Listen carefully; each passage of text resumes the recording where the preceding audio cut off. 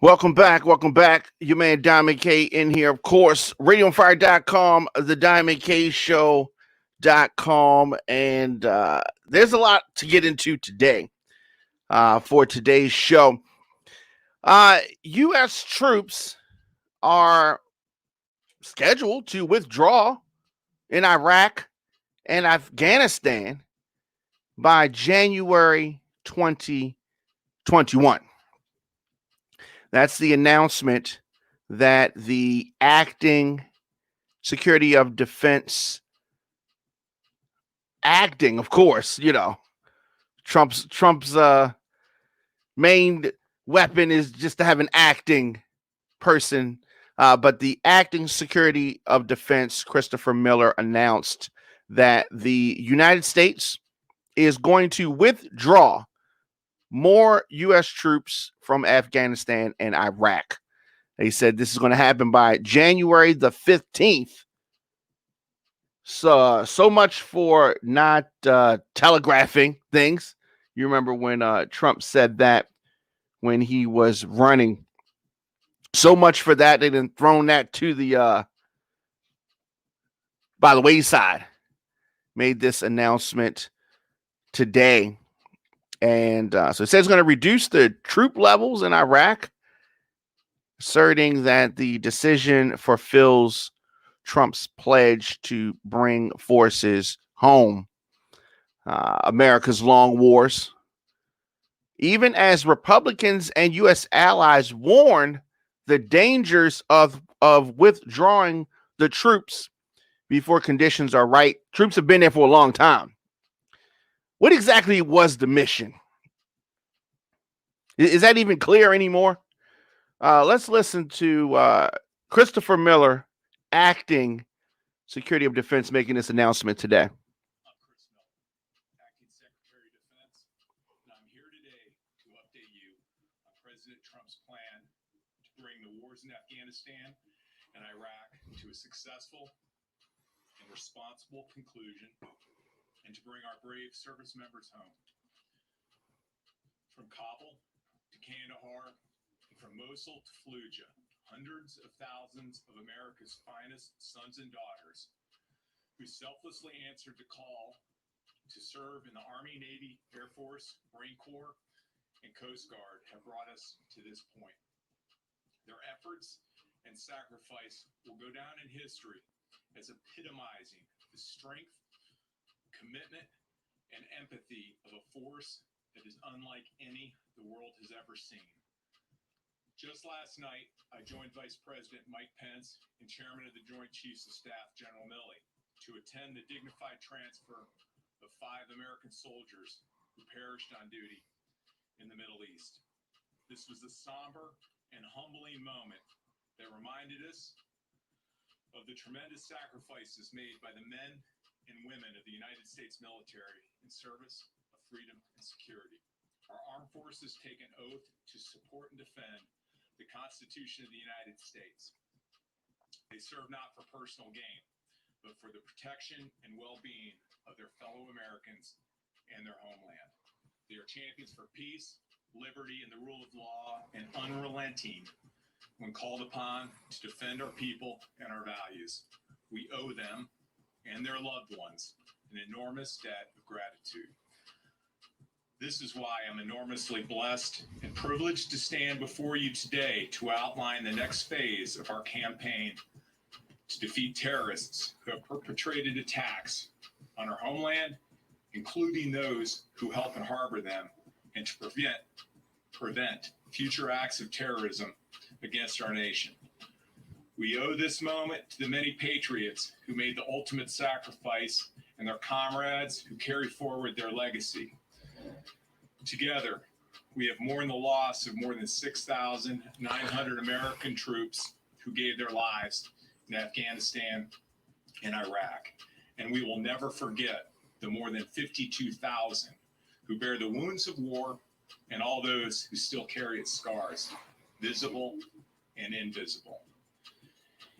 In light of these tremendous sacrifices, and with great humility and gratitude to those who came before us, I am formally announcing that we will implement President Trump's orders to continue our repositioning of forces from those two countries. By January 15th, 2001, excuse me, I clearly am thinking of where this started in 2001. By January 15th, 2021, our forces, their size in Afghanistan will be 2,500 troops. Wait a second. Now, if you notice, he tried to act like that was something he did by mistake. He did that on purpose, making the reference to 2001 and then correcting himself. But nonetheless, let's continue. This is Acting Secretary of Defense Christopher Miller. Our force size in Iraq will also be 2,500 by that same date. This is consistent with our established plans and strategic objectives, supported by the American people, and does not equate to a change in U.S. policy or objectives. Moreover, this decision by the President is based on continuous engagement with his National Security Cabinet over the past several months, including ongoing discussions with me and my colleagues across the United States government. I have also spoken with our military commanders, and we all will execute this repositioning in a way that protects our fighting men and women, our partners in the intelligence community and diplomatic corps, and our superb allies that are critical to rebuilding Afghan and Iraqi security capabilities and civil society for a lasting peace in troubled lands. So, against and despite the arguments of senior military officials who are in favor of a slower, more methodical pullout to obviously preserve some of the hard-fought gains, Trump just wants to accelerate the troop withdrawal. Now, I don't think that the troops should have been there. But now that they're there, we have to use a strategy to get them back. And this is clearly something that Trump is just trying to do to, he's refusing to concede his election loss. Refusing. And why that he thinks that this is the right move, even though it goes against what his military advisors are saying, is beyond me. Let's continue with this. And just this morning, I spoke with key leaders in Congress, as well as our allies and partners abroad, to update them on these plans in light of our shared approach. We went in together, we adjust together, and when the time is right, we will leave together. One of my calls was to NATO Secretary General Stoltenberg. Another was to Afghanistan's President Ghani, who expresses gratitude for every American service member who has fought for peace and strengthened the long-standing friendship between our countries. President Ghani highlighted the caliber of our troops, which he noted has always been more important than the quantity. We continue to stand with him as his government works toward a negotiated settlement for peace. So the U.S. will reduce troop levels in Afghanistan from more than 4,500 to 2,500, and in Iraq from 3,000 to 2,500. Meanwhile, let us remind those who question our resolve or may seek to interfere with this prudent, well-planned, and coordinated transition. The United States Armed Forces remain committed to protecting the safety and security of the American people and supporting our like-minded allies and partners worldwide. If the forces of terror, instability, division, and hate begin a deliberate campaign to disrupt our efforts, we stand ready to apply the capabilities required to thwart them. As a veteran whose life and family was irrevocably changed in the deserts, mountains, and cities of Iraq and Afghanistan, along with the hundreds of thousands of U.S. troops who have fought there and were forever transformed by their experiences, I celebrate this day as we continue the President's consistent progress in completing the mission we began nearly 2 decades ago. How does this complete the mission? Right? How does this complete the mission? This does not complete the mission. This is 1 week after Christopher Miller took over. Former Defense Secretary Mark Esper was fired by Trump. Miller did not did not say that the drawdown plan had been recommended or was endorsed by General Mark Milley, chairman of the Joint Chiefs of Staff, or by any other senior military officers. I want to thank the Afghans and Iraqis who have partnered with us throughout and who now carry the bulk of the fighting to secure their homelands. The only thing that he did say about this is that military commanders agreed to execute it. Not sure that they had a lot of choice there. I want to thank our NATO allies and other partners who have fought alongside us and taken the lead on training and advising the Afghan and Iraqi security forces. We will continue to support their efforts. Okay. All right. Enough of that. All right. So the acting secretary, after he made this announcement, I resist calling it a press conference because he did not take any questions. So after this announcement, the National Security Advisor Robert O'Brien came out to underscore So 4 years this ago, President Trump reduction ran on a promise in to put a troops. stop And to let's America's endless go to that. wars. Today, it's just announced at the Pentagon, President Trump is keeping that promise to the American people. President Trump understood that the way to end those wars was to adopt a peace through strength approach to the world. He rebuilt the American military, which had been decimated by defense sequestration under the Obama administration. He required our allies to step up their game. And America's NATO allies are now spending $400 billion in additional defense spending over the next 10 years. And they've contributed more troops to conflict zones in places like Iraq and Afghanistan. I just finished a phone call with Secretary General Jens Stoltenberg of NATO, and we discussed regional issues. And I thanked him for the alliance's continued contributions to the West's national security and to freedom and security in our overseas missions in countries like Iraq and Afghanistan. President Trump empowered our great armed forces to defeat 100% of the ISIS caliphate. That caliphate was the size of Great Britain, stretching across Syria and Iraq when President Trump took office. And he authorized the daring nighttime raid that brought justice to the founder and cruel leader of ISIS, Bakr Abu al-Baghdadi. Under President Trump, the U.S. military and intelligence services have wiped out most of the Al-Qaeda leadership, striking that organization which perpetrated 9/11 in Mali, Yemen, Afghanistan, Syria, and other locales. President Trump's resolve and America's strength has also led to peace in the Middle East. From the historic Abraham Accords to the peace deal with the Taliban that has led to inter-Afghan negotiations, the world is safer because of the Trump administration's policies. Moments ago, Acting Secretary of Defense Miller announced major troop reductions in Afghanistan and in Iraq. Effective January 15, 2021, American troops in both countries will go to 2,500 personnel. Those troops will defend our embassies and the other agencies of the U.S. government doing important work in those countries. They'll enable our American allies in their important missions in those countries. They'll defend our diplomats, and they'll deter our foes. By May, it is President Trump's hope that they will all come home safely and in their entirety. I want to reiterate that this policy is not new. This has been the president's policy since he took office, and it's a policy that I talked about specifically with these numbers at the University of Nevada, Las Vegas in October.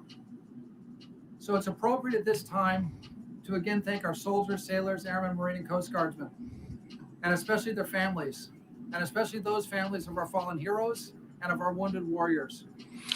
You know, the thing about this is that many people feel like the troops should never have been there. I am one of those people.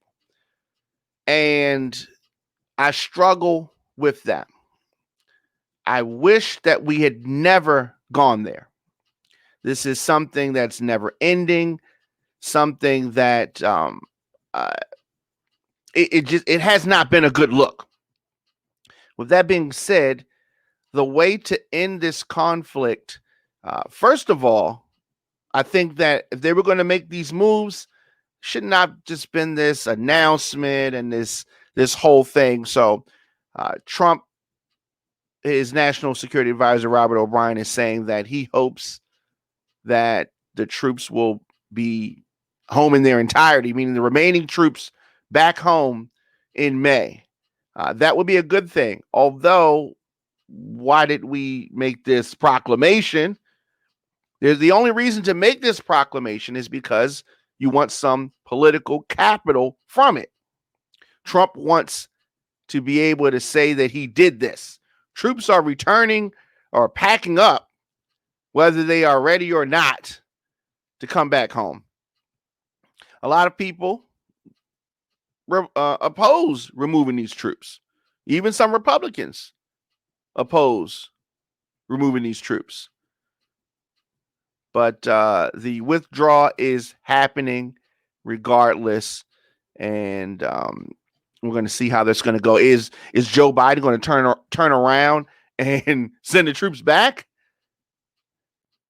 It would appear so, and I don't think that that's a good idea. I mean, this is just a disaster. But the biggest issue here is this is what happens when you have a novice in the office, the most powerful person in the world, who clearly does not listen to advice, clearly does not listen to anything, and only does things to benefit himself.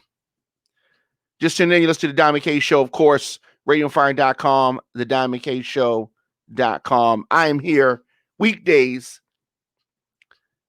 radioonfire.com. Let's take a quick break, come right back.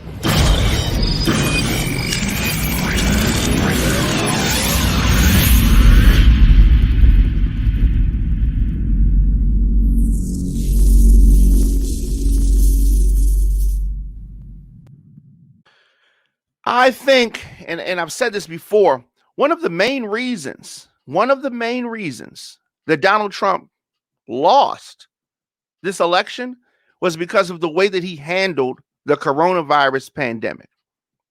Yeah, I mean, that's it. Now, Republicans in many states have fallen suit to Trump and his dismissal of the coronavirus. The way that he handles the coronavirus, acknowledging it, not hardly. And unfortunately for the country, many leading Republicans have done the same thing. The latest, the third oldest member of Congress has tested positive for COVID-19, and that is Chuck Grassley. He's an 87-year-old Republican. And I mean, when are these people going to get it? Like, he received his diagnosis after undergoing testing and learned that obviously he was recently exposed to an infected person, according to his office. Could it be, were you at one of the Trump super spreader events, maybe? The lawmaker says that he's feeling good and not experiencing any symptoms as of today. Claims that he's going to be following his doctor's orders / the CDC guidelines. Well, why didn't you do that in the beginning?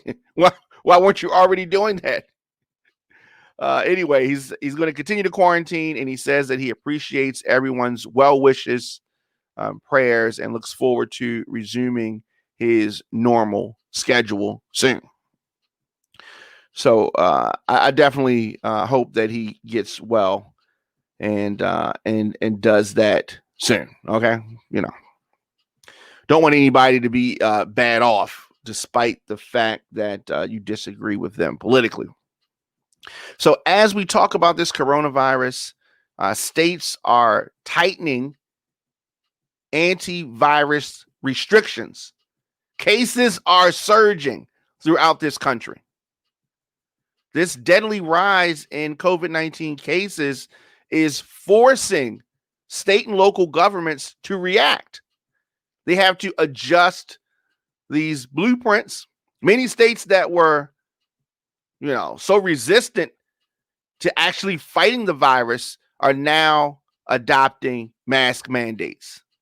I mean, they're kicking and screaming, but they are, at least in one case, adopting that. Republican governors and schools scrapping plans to reopen classrooms. It is not time for that. It is not time for that. You got in Baltimore, for instance, you have some schools that are opening up, but you can't have fans in the stadiums to see the Ravens games.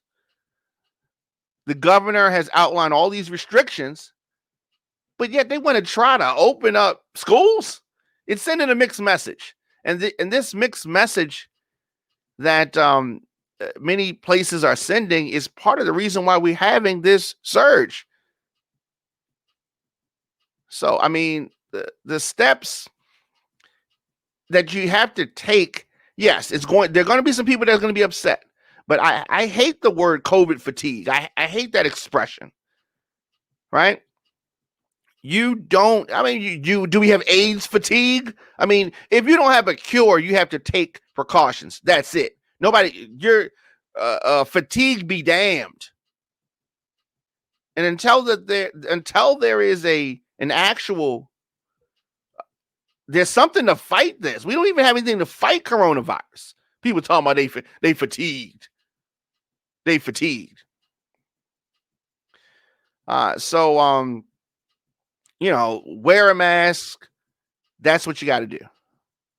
People that want to question the science behind wearing a mask. This is a virus. It's an airborne virus. Social distancing is something that has to happen. Now, yes, some of these restrictions are killing off jobs, but if people are dead, what good is your job if you're dead? And the civil liberties, the way that people try to apply the word civil liberties to this virus, it's unreal. Many people clearly don't know the definition of words. In Iowa, Governor Kim Reynolds has pushed back against the mask mandate for months. Oh, no mandate, blah, blah, blah, blah, blah. But however, earlier today, imposed a limited one, but imposed one nonetheless. This is the latest Republican holdout to change course on face coverings. And hopefully these Republicans are going to soon change course on bowing to Donald Trump. But we're going to get to that. At the same time, though, Governor Kim Reynolds claimed that there is science on both sides. It's more that Trump double talk. Science on both sides. There's no science that says that it doesn't work. This is a new virus. It's an airborne virus. So covering your face, you understand why we have this virus surging like this when you have people that clearly go against logic. She claims that there is science on both sides about whether masks reduce the spread of the virus. Masks reduce the spread of the virus. Okay? Governors in Maryland, Governor Larry Hogan, and Governor in Ohio, Mike DeWine, in Illinois, imposed restrictions on business hours and crowd sizes today. Also, their counterparts in Colorado and Wisconsin proposed economic relief packages, which we desperately need. We desperately need this. So it's important. These measures we have to find a way to manage this pandemic because the president clearly is not paying attention. He does not care about that. Hospitalizations, deaths, and cases are skyrocketing. More than 73,000 people. This is an all-time high. Were hospitalized with the virus in the United States as of yesterday, an increase of over 3,000 from just Sunday. So hospitals running out of space. We're starting to get back to the point that we were at in the springtime. Not a good place to be. More than 166,000 newly confirmed infections were reported on Monday. There's science that masks don't work. What are you talking about? The average number of new cases per day has doubled in the past few weeks. Has doubled. This is a serious situation. And I implore everyone, the sound of my voice, you've got to take this seriously.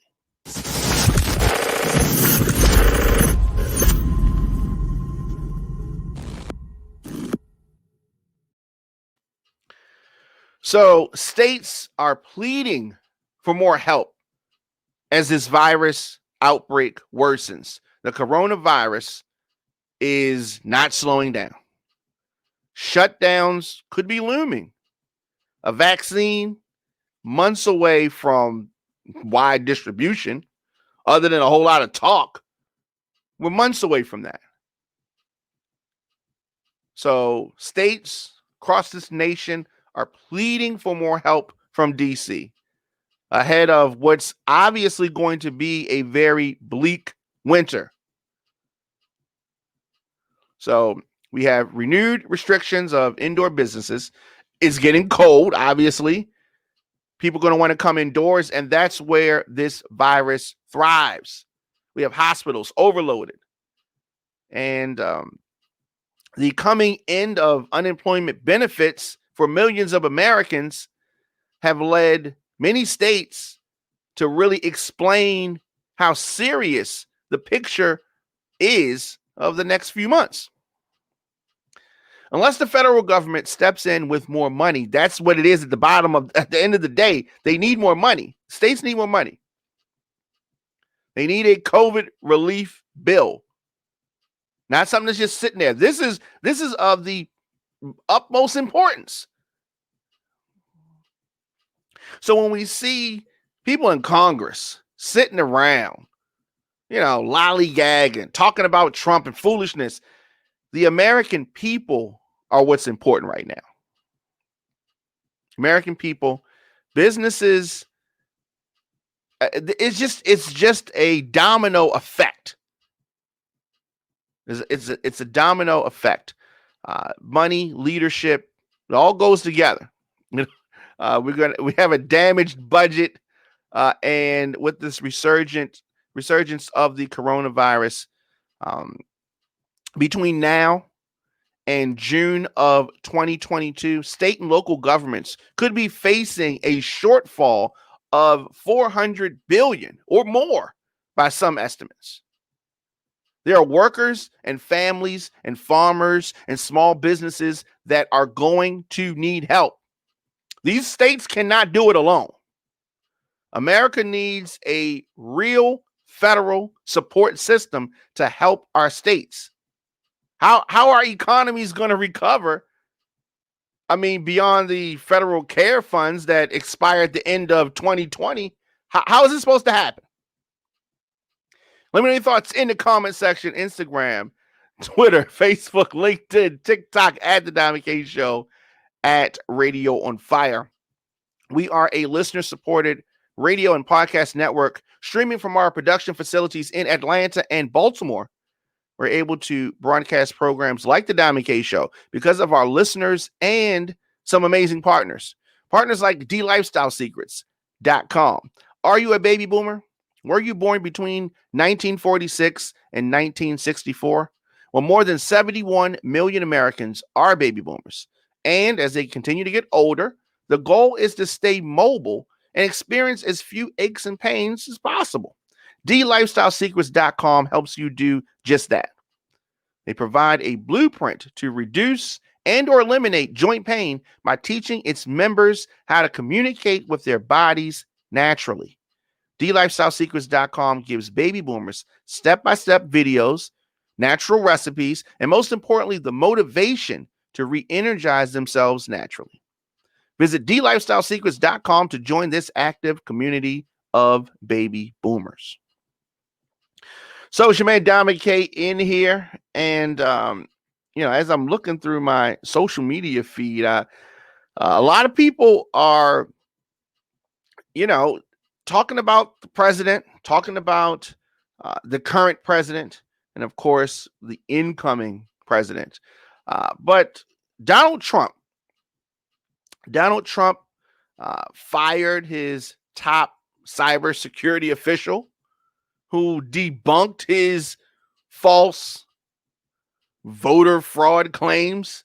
His lies about this election have gone on.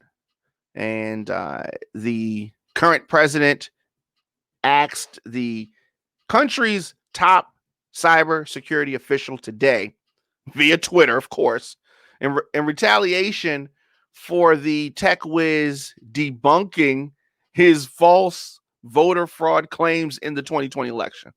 The 2020 election was the most secure, the safest election, but the outgoing man-child fired the aforementioned Chris Krebs over Twitter.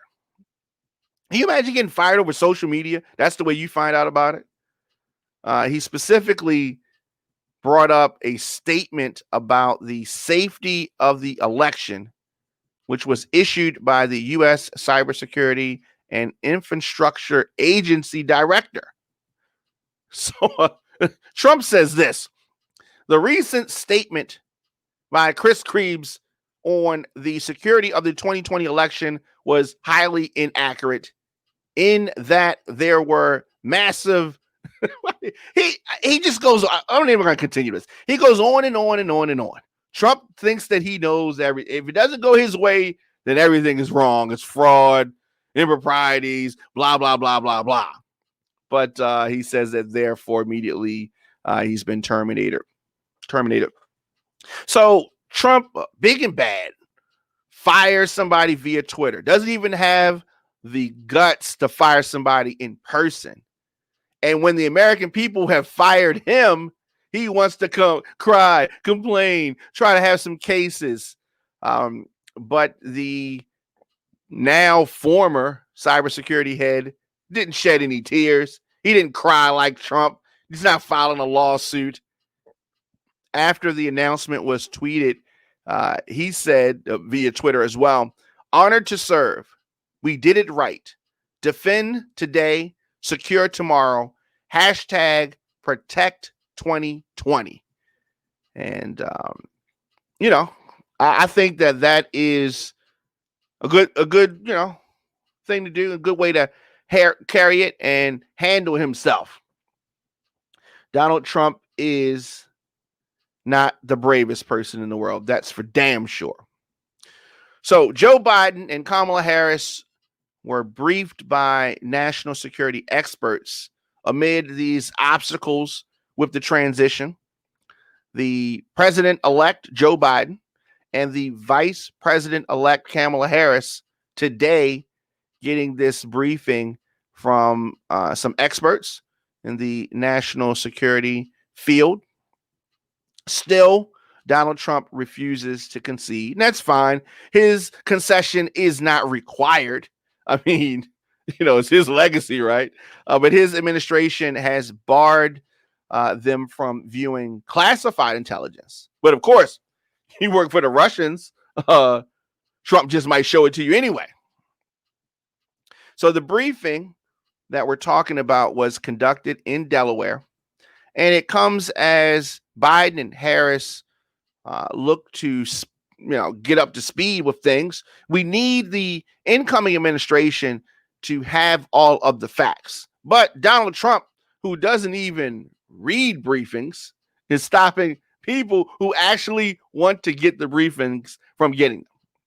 But I don't think that there's a lot to be feared in this, as Biden has been in the White House before, and a lot of the team around him has been. So I think that it's not going to be like a new administration coming in and most of the people on board don't have any experience.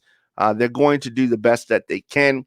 And I think that the move of just not making it a big deal, they're not filing any cases, they're not kicking up too much dust, is the best thing.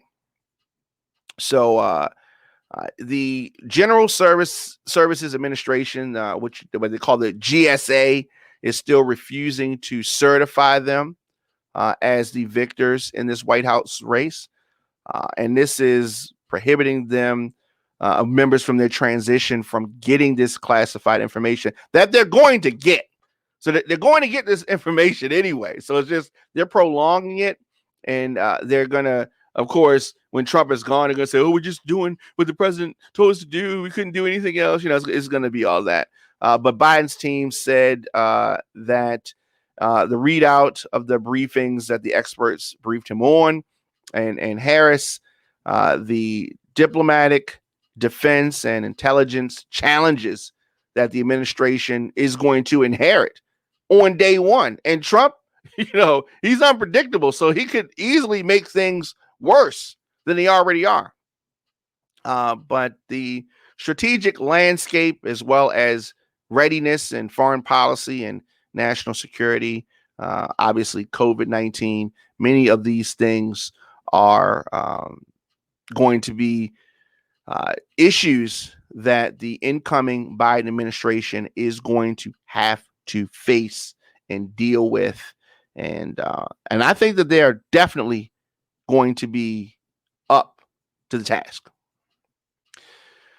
So one person that is really able to get under Trump's skin, so to speak, that is former President Barack Obama. He is out promoting his book that is in stores now. And former President Obama, said to Trump, salvage your last speck of dignity and concede now. This is day number 13 of Donald Trump refusing to accept the reality and concede. If Hillary had done this, oh my God, people would be performing. But over the last almost 2 weeks, Trump has ranted and raved and cried and whined to anybody that would hear it. Completely unfounded claims of voter fraud. Talking about he won, which he did not. It's constantly flagged because he's spreading false information because he did not win anything. He was voted for, but he was ultimately rejected by the majority of America. That's the facts. So that's what he's dealing with. And at no time has Donald Trump won any significant court battles, despite his filing multiple lawsuits. And on Friday, his lawyers dropped a suit in Arizona, despite the fact that he has no chance, and I mean no chance, of overturning the results of the election. He's still carrying on this charade and acting like he's going to have a second term. It's funny. And so it seems like there's nobody in Trump's orbit, nobody that's willing to tell him to cut the crap. Luckily, we have former President Obama. So he's been doing a lot of interviews and working the circuit promoting this book, which is called A Promised Land. He was on 60 Minutes over the weekend. And the 44th president was asked what advice he would give his successor, talking about Trump, obviously. And he said that while a president is a public servant, they are temporary occupants of the office by design. And when your time is up, then it's your job to put country first and think beyond your own ego and your own interest and your own disappointments. Former President Obama continued, my advice to Donald Trump is if you want at this late stage in the game to be remembered as somebody who put country first, it's time for you to do the same thing. So when he was pressed about whether Obama meant conceding, Obama said absolutely. Obama continued, I think it was time for him to concede probably the day after the election or at the latest 2 days after the election. When you look at the numbers objectively, Joe Biden will have won handedly. There is no scenario in which any of these states would turn the other way, and certainly not enough to reverse the outcome of the election. Objectively. Obama's latest book, A Promised Land, is out now. I am definitely going to read that. And I think that many naysayers of Obama are talking about the fact that the size of this book. He has a lot to say. And he is a skilled writer and wants to explain things. There's a lot to say. And a lot of these Republicans that are just used to quick tweet here or a quick tweet there, they don't really know how to handle something of the substance that President Obama, because this is just part one of this. There's going to be another part of this book. So this is a series, and very interesting, and salute to him. Pick up that book. I'm sure it's going to be a bestseller. So let's take a quick break. Come back with more of the program after this.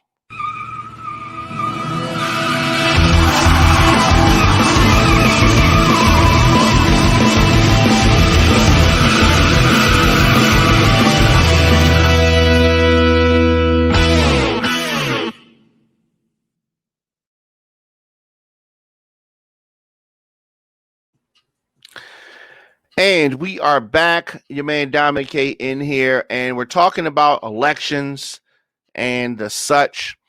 And the Georgia elections chief is battling Republicans. He's battling Trump. Brad Raffensperger is the Secretary of State, and he's on an island all by himself. The flood and the tide is rising.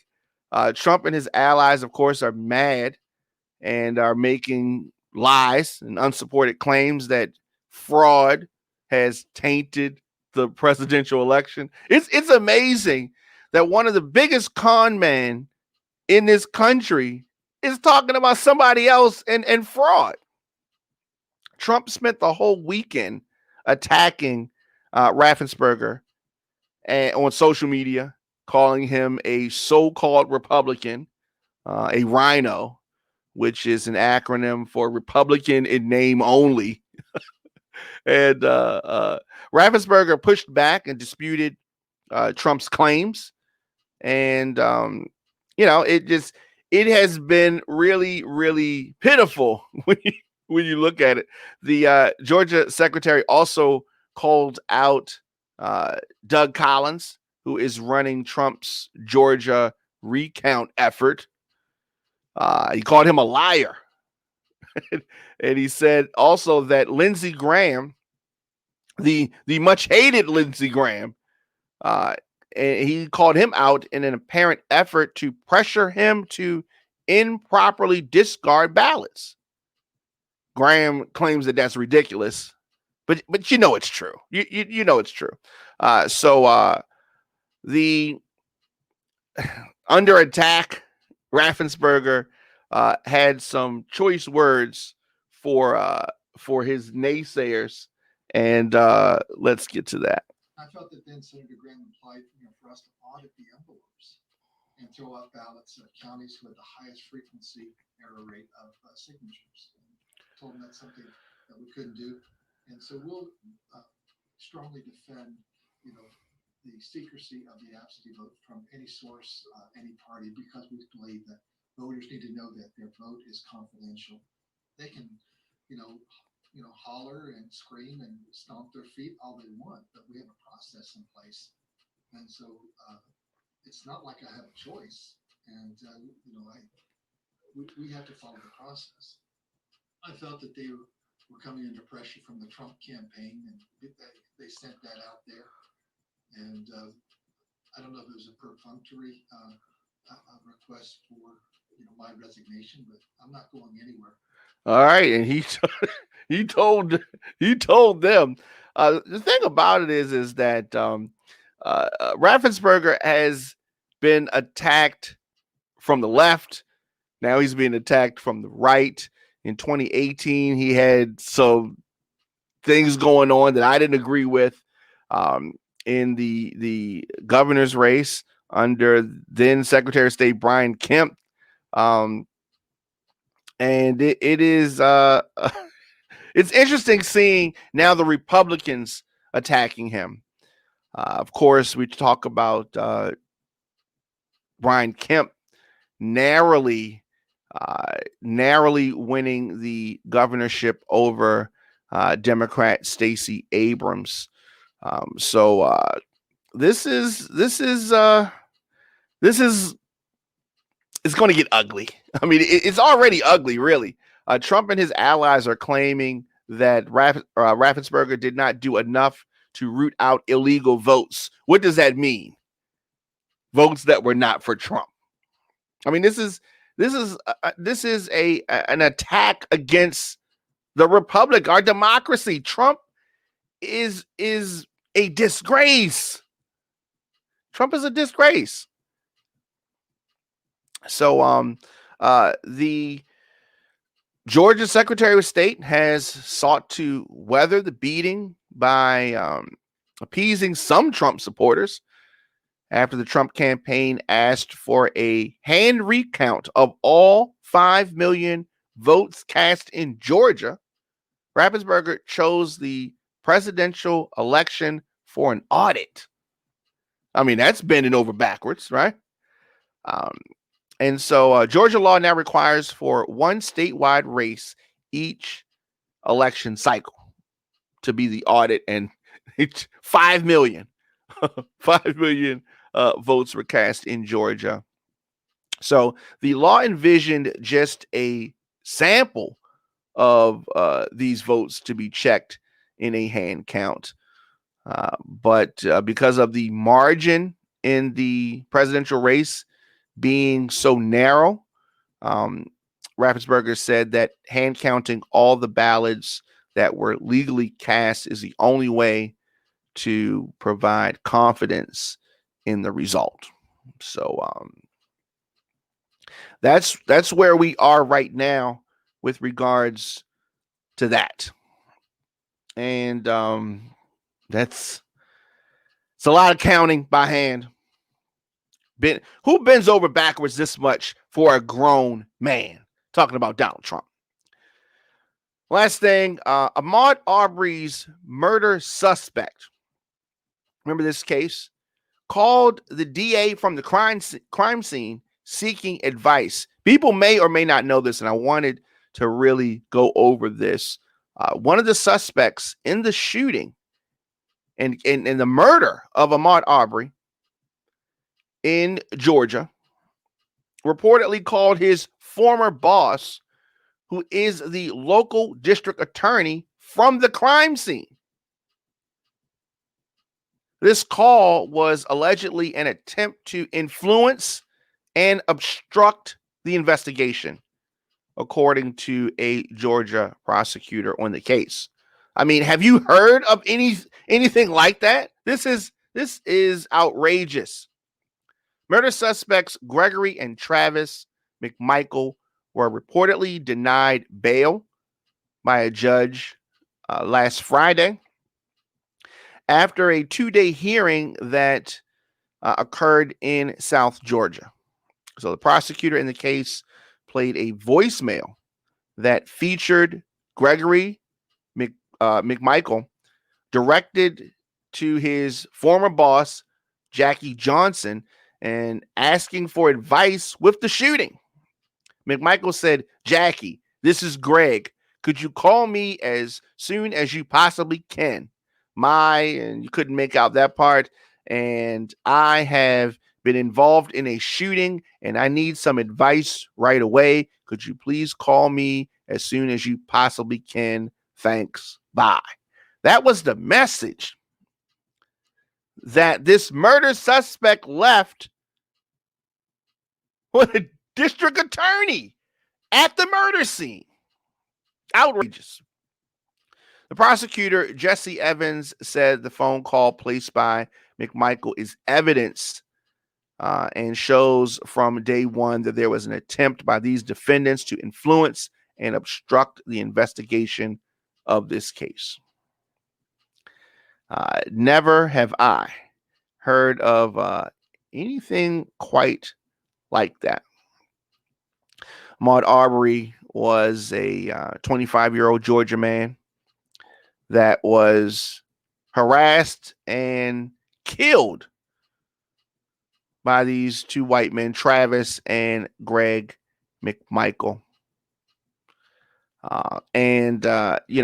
This case is something that's been going on, and it is really time for a change. It's really time for a change. You listen to the Diamond K Show here on Radio on Fire.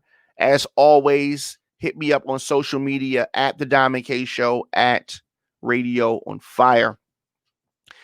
And we have a lot of shows at Radio on Fire. Of course, it is where hip hop and politics meet. I will be back tomorrow. I have a special guest that's going to be joining us, and I will see you guys tomorrow.